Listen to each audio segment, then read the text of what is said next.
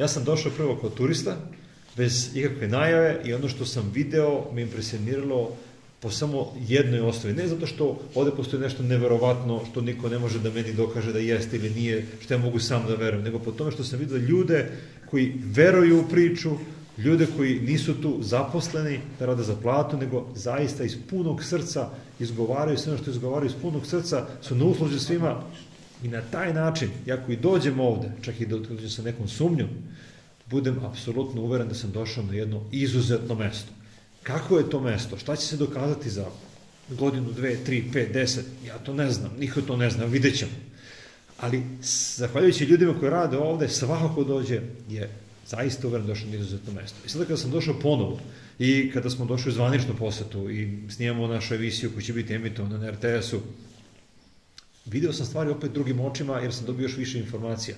Ali sam ponovo se sreo sa istim tim stavom.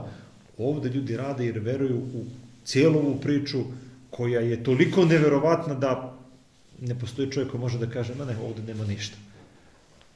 Da nema ništa, mora neko da mi dokaže da nema ništa. Jer ja sam vidio da ima nešto. A šta je to nešto? Evo, ajde da se radujemo svi da se nađe način da se istraži više i da zaista može jednog dana dođemo ovde u arheološki park koji je mnogo veći nego što je danas. Dakle, moram da se vratim ponovo, moram da vidim ovo sve svojim očima u još boljim vremenskim uslovima i sigurno ću doći na jedan put. Ja planiram ovo 2 godine. 2 godine pokušam da nađem vremena i prilike da nekako svratim. I ljudi koji dolaze na Jahorin, evo na Bijelašnice malo pomenuli smo, oni dođu, budu gore i ne padne pamet da potroše sat vremena da se dovezu do ovde. Ako bi samo malo potrošio vremena, naišli bi nešto to pokreće na razmišljanje, pokreće na, eto tako, da se samo zagledam u sebe, u šta je zapravo sam do sad verovao i šta bi ja to mogao novo da otkrijem. I kad pokrenem razmišljanje, onda mi taj moj dan koji sam proveo ovde više vredi nego 7 dana nego do gore na skijanju koje provedemo u spuštanju niz prelepe padine i uživanju u prirodi.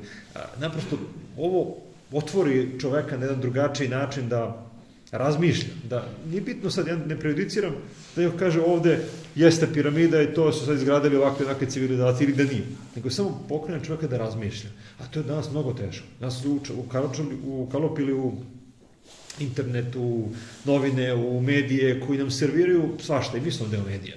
I uglavnom se servira nešto pojednostavljeno, zato što ljudi ne žele da uključuju mozak, ne žele da se aktiviraju. Pojednostavljene stvari se puste i to bude gledano i mi kažemo imamo gledanost, eto ljudi su baš to htjeli da vide.